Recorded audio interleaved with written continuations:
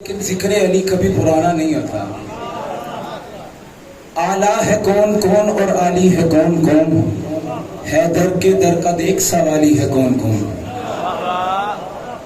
آلہ ہے کون کون اور عالی ہے کون کون، حیدر کے در کا دیکھ سوالی ہے کون کون. نعرہ لگا کے دیکھ تو حیدر کے نام کا، چہرے بتائیں گے کہ حلالی ہے کون.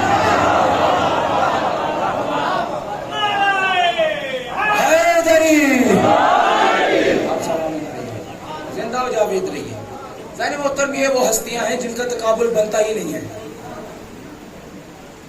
حضرت نوح نبی خدا ہے، اللہ نے 2500 سال زندگی عنایت فرمائی، جس میں سے 950 برس تبلیغ نبوت کی ہے. 950 برس تبلیغ کے بعد 950 برس تبلیغ کے بعد فقط 80 لوگ توحید پرست ہوئے تھے. 950 برس تبلیغ کے بعد 80 لوگ توحید پرست ہوئے. تاریخ بتاتی ہے، آپ قصص الانبیاء اٹھا کے دیکھیے، تاریخ بتاتی ہے کہ انبیاء پہ بہت ظلم ڈھائے گئے. جب بھی توحید کی دعوت دینے جاتے تو لوگ دعوت کو قبول کرنے کی بجائے انبیاء پہ ظلم ڈھاتے تھے. تاریخ بتاتی ہے جب نبی خدا حضرت نوح صبح کے وقت جاتے تھے، صبح کے وقت جاتے توحید کی دعوت دیتے تو لوگ دشمنی میں اتر آتے. اتنی دشمنی ہوتی کہ شام کے وقت جب گھر آتے تو پورا جسم جو ہے وہ زخمی ہوتا تھا. اور پھر شام کے وقت روزانہ حضرت جبرائیل اللہ کے حکم سے آتے تھے، اپنے پروں کو نبی خدا حضرت نوح کے جسم سے مس کرتے تھے، اللہ شفا دے دیتا تھا. اسی طرح حضرت یونس علیہ السلام ترک اولا ہوا. اللہ نے قرآن کی آیتیں ہیں، یہ تو قرآنی قصے ہیں، مچھلی کے پیٹ میں رکھ دیا. 40 دن رات مچھلی کے پیٹ سے جب 40 دنوں کے بعد باہر آئے تو مچھلی کے پیٹ میں ترائی ہوتی ہے، اس کی وجہ سے ان کی ساری جسم کی جلد جو ہے وہ گل چکی تھی. تو پروردگار عالم کے حکم سے یہ حضرت جبرائیل نازل ہوئے. حضرت جبرائیل نے حضرت یونس کے جسم پر اپنے پر مس کیے، اللہ نے یونس کو شفا دے دی. تھک تو نہیں گئے ہیں؟ مجھے لگتا ہے خستگی کا شکار ہو رہے ہیں. اچھا، ایک واقعہ فطرس بھی ہے، اجازت ہے بیان کروں نا؟ 3 شعبان جناب جبرائیل گروہ ملائکہ کو لے کے زمین کی طرف ہو لیے. راستے میں فطرس ملا، کہا جبرائیل اتنے فرشتے لے کے کس طرف جا رہے ہو؟ کہنے لگے اللہ نے محمد کو نواسا دیا ہے اور اللہ نے کہا ہے جا کے محمد کو اس کا ہدیہ تبلیغ عرض کرو. اچھا جبرائیل ایک کام کرو، آج مجھے بھی اپنے ساتھ لے جاؤ، مجھے بھی شفا چاہیے. جبرائیل حضرت فطرس کو لے کے اپنے ساتھ آئے، جناب رسول خدا کی خدمت میں ہدیہ تبریک عرض کی. اور ہدیہ تبریک عرض کرنے کے بعد ہدیہ تبریک عرض کرنے کے بعد جبرائیل رسول اللہ سے کہنے لگے یا رسول اللہ، یہ فطرس ہے، اس سے یہ خطا ہوئی تھی، اللہ نے اس کے بال اور پر چھین لیے تھے، اس نے مجھ سے کہا ہے کہ مجھے محمد مصطفیٰ کے در پہ لے جاؤ تاکہ اللہ مجھے شفا دے دے. مجھے مصطفیٰ کے در پہ لے جاؤ، مجھے مصطفیٰ کے در پہ لے جاؤ، مجھے مصطفیٰ کے در پہ لے جاؤ تاکہ اللہ مجھے شفا دے. رسول نے فرمایا اسے پکڑ کے حسین کے جھولے سے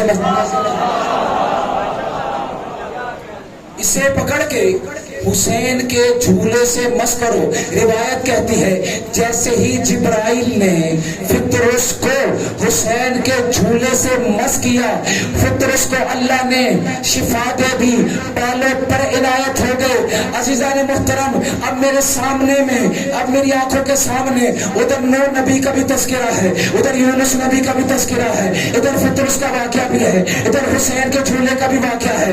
جب میں نے ان سب کو ملا کے دیکھا, پہلے فرد سے آخری فرد تک, خدا کی قسم بڑا لطیف جملہ ہے, جب میں نے ملا کے دیکھا تو میرے ذہن میں یہ نتیجہ نکلا کہ فرشتے جس کے لیے شفا بنے اسے نبی کہتے ہیں, اور خود جسے شہید, جسے فرشتوں کو جس سے شفا ملے اسے حسین کہتے ہیں.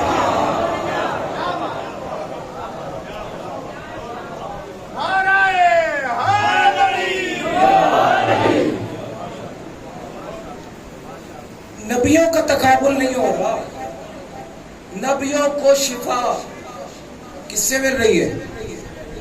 فرشتوں کے پاس سے, اور فرشتوں کو شفا حسین کے جھولے سے مل رہی ہے. عزیزان محترم, ایک ہوتی ہے شفا, ایک ہوتی ہے دوا. حسین نے شفا دی ہے, دوا نہیں دی.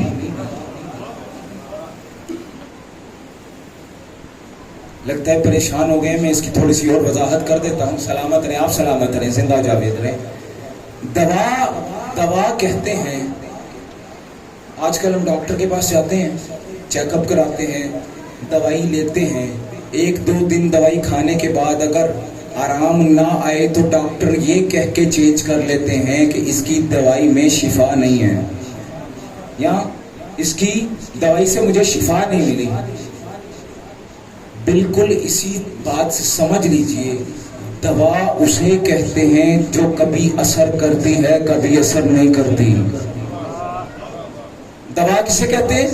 جو کبھی اثر کرے, کبھی اثر نہ کرے. ہو سکتا ہے اثر کر جائے, ہو سکتا ہے اثر نہ کرے, لیکن اثر کرنے کے نام کو شفا کہتے ہیں. دوا اثر کر جائے تو اسے شفا کہتے ہیں. رسول نے یہ نہیں کہا کہ حسین کے جھولے سے مس کرو, وہ فطرس کے بالوں پر کے لیے دوا ہے. یہ فرمایا وہ فطرس کے بالوں پر کے لیے شفا ہے. مطلب رسول نے زمانے کو سکھا دیا, دنیا بھر کے ڈاکٹر جس چیز کی دوا تیار نہ کر سکے, حسین اس کی شفا دیا کرتا ہے.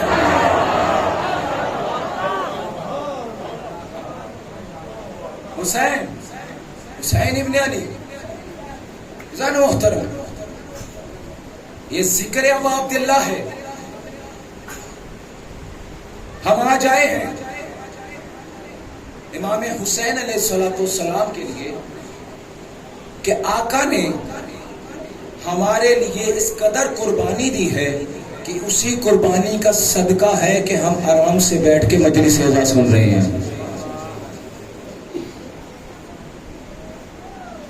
آقا نے خروج کیوں فرمایا تھا, قیام کیوں فرمایا تھا؟ کیونکہ یزید نے کہا تھا نہ اذان کچھ ہے, نہ کوئی وحی ہے, نہ عزب اللہ من ذالک یا آل محمد کا ڈھونگ ہے, نہ کوئی وحی نازل ہوئی, نہ کوئی فرشتہ, نہ قرآن. ہر چیز کا انکار کر دیا, ہر چیز کا انکار. میرے حسین نے نیزے پہ قرآن پڑھ کے بتایا تو جھوٹا ہے میں سچا ہوں. نیزے پہ قرآن کی تلاوت کی. عزیزان محترم, وہ کیوں تھا؟ تاکہ جتنے بھی شبہات میری امت کے, میرے چاہنے والوں کے, یا میرے دوستوں کے ہی, یا میرے دشمنوں کے ذہن میں آئے ہیں, اللہ کے دین کی خاطر وہ شبہات میں ختم کر کے جاؤں گا. میں اپنے خون سے ہر توہم اور شبہے کو دور کر دوں گا. لیکن عزادارو,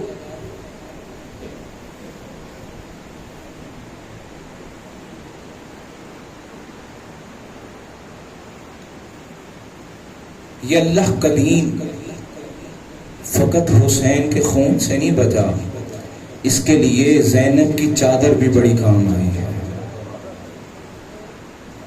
اللہ اجرکم اللہ عزادارو، یہ وہ بی بی ہے جس نے بچپن سے ہی مصیبتیں دیکھنی شروع کی. مجھے بتاؤ ذرا اس بچی کے دل پہ کیا گزری ہوگی جس نے نانا مصطفیٰ کا زمانہ دیکھنے کے بعد ماں زہرا کو دربار میں جاتا دیکھا، جس نے اپنی زندگی میں بابا علی مرتضیٰ کے سر پہ تلوار لگی دیکھی، جس نے اپنی آنکھوں سے اپنے بھیا کے جگر کے ٹکڑے کٹتے دیکھے. عزادارو، فقط بھیا کے جگر کے ٹکڑے نہیں دیکھے، بھیا کے جنازے کو پلٹتا بھی دیکھا، بھیا کے جنازے سے تیر بھی نکالے. عزادارو، یہ وہی زینب ہے جس نے 70 قدم سے دیکھا اور دیکھ کے کہتی رہی نہ مار، میری ماں نے چکیاں پیس کے بعد. اجرکم اللہ، اجرکم اللہ عزادارو. ملک میں کوئی غم نہ دے سوائے غم کربلا. عزادارو، جانتے ہو نا جب مظلوم کربلا نے 28 رجب خروج کا ارادہ کیا تھا عزادارو، تب زینب کبریٰ اپنے شوہر نامدار کے پاس گئیں اور جا کے بہت افسردگی سے بیٹھ گئیں. عبداللہ نے زوجہ کے چہرے پہ پڑھ لیا، کوئی درخواست لے کے آئی ہیں. کہا زینب کیا کہنا چاہتی ہیں؟ کہا میرا بھائی وطن چھوڑ رہا ہے اور میں آپ کی اجازت چاہتی ہوں کہ مجھے میرے بھیا کے ساتھ رخصت کیا جائے. عزادارو، جانتے ہو جناب عبداللہ نے کیا جواب دیا؟ کہا زینب ایک ہی چیز تو زندگی میں علی نے مجھ سے مانگی تھی، کہا تھا جب میرا حسین مدینہ چھوڑے تب زینب کو اس کے ساتھ جانے سے نہ روکنا. اجرکم اللہ، اجرکم اللہ عزادارو. بس عزادارو، آئی ہیں زینب کبریٰ، ذاکر صاحب آ چکے ہیں، مسائب بالکل مختصر کیے. عزادارو، دربار میں آ گئی علی کی بیٹی. عالم یہ تھا کہ بیبیوں کے ہجوم میں تھی، اور جب یزید کے محل کے دربار کے دروازے کے باہر پہنچی، سید سجاد سے پوچھتی ہے ہجوم دیکھ کے، بھیا سجاد، بیٹا سجاد کیا حکم ہے اللہ کا؟ کہا پھوپھی آج صبر سے کام لینا پڑے گا. اجرکم اللہ عزادارو. بس گئی ہیں زینب کبریٰ، اور داخلے کا عالم یہ تھا کہ ہاتھ رسیوں سے بندھے ہوئے تھے، گردن جھکی ہوئی تھی. یہی عالم سجاد کا بھی تھا. سجاد سے کسی نے پوچھا تھا کہ دیکھیے سید سجاد، آپ بھی بنو ہاشم کے چراغ ہیں، مسلم ابن عقیل بھی بنو ہاشم کے چراغ تھے. جب وہ دربار میں آئے تھے تو ان کی گردن تو اٹھی ہوئی تھی. سید سجاد آپ کی گردن کیوں جھکی ہوئی ہے؟ سید سجاد نے کہا پوچھنے والے تو نے انصاف نہیں کیا. جب مسلم آیا تھا تو اکیلا تھا، جب سجاد آیا ہے تو ماں بہنیں ساتھ ہیں، اور فقط ساتھ نہیں ہے، ماں بہنوں کے سروں پہ چادر.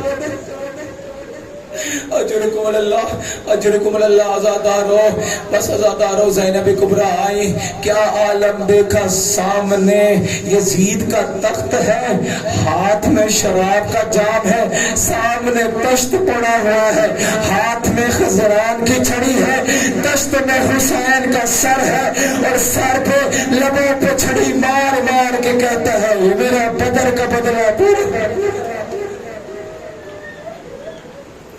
اجرکم اللہ، اجرکم اللہ عزادارو. عزادارو، ایک مرتبہ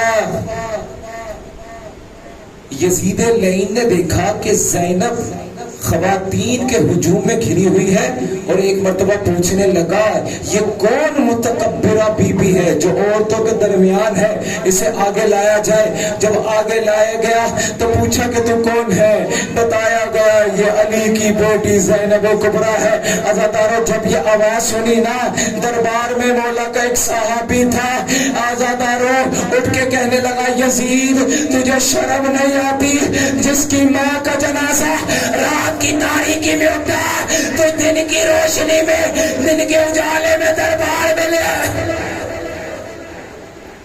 اجرکم اللہ اجرکم اللہ. آزادارو ایک مرتبہ آزادارو اس قافلے کا عالم یہ تھا, ایک مرتبہ کہنے لگا دیکھ اللہ نے تیرے ساتھ کیا سلوک کیا. زینب کبریٰ نے کہا ما رأینا اللہ جمیلا, میں نے تو اللہ سے سوائے حسن کے کچھ نہیں دیکھا. آزادارو بس مختصر کروں, ایک مرتبہ لٹا ہوا قافلہ جب رہائی ملی آیا ہے وطن واپسی, ایک مرتبہ زینب کبریٰ نے بھیا سجاد سے کہا اے بھیا بیٹا سجاد میں گھر بعد میں جاؤں گی, پہلے مجھے نانا کے مزار پہ لے کے چلو. ایک مرتبہ نانا کے مزار پہ آئی ہے زینب کبریٰ, آ کے نانا کے مزار پہ پہلا جملہ کہا نانا میں کوئی اچھی خبر نہیں لائی, نانا تیری امت نے تیرے حسین کو ذبح کر دیا. ایک مرتبہ زینب کبریٰ نے حسین کے مصائب بیان کرنے شروع کیے, اتنے مصائب بیان کیے مقتل نے لکھا کہ مدینے والوں کا ہجوم جمع ہو گیا اور ہجوم ان مصائب کو برداشت نہ کر سکا. رونے کی آواز اتنی بلند ہو گئی کہ علی کی بیٹی کی آواز دب گئی. ایک مرتبہ زینب خاموش ہو گئی اور جب تھوڑی دیر بعد مدینے والے خاموش ہوئے, زینب کبریٰ نے نانا سے کہا نانا اگر مدینے والوں کا ہجوم نہ ہوتا تو آج زینب اپنی چادر ہٹا کے دکھاتی. نانا زینب کی کلائیوں پہ کئی تازیانوں کے نشان, کئی رسیوں کے نشان. اجرکم اللہ اجرکم اللہ. آخری جملہ آزادارو بس ایک مرتبہ آئی ہے ماں کے مزار پہ, ماں کی قبر پہ آ کے آزادارو مقتل کہتا ہے کوئی جملہ نہیں کہا. ایک مرتبہ ایک قمیض خون آلود نکالی, جا کے رکھ دی ماں کی قبر پہ, ماں کی قبر پہ رکھنا تھا. ایک مرتبہ قبر سے زلزلہ آیا, قبر میں زلزلہ آ گیا. آزادارو زینب کبریٰ نے قیامت خیز جملہ کہا تجھ سے فقط قمیض خون آلودہ برداشت نہیں, زینب 70 قدم سے دیکھتی رہی.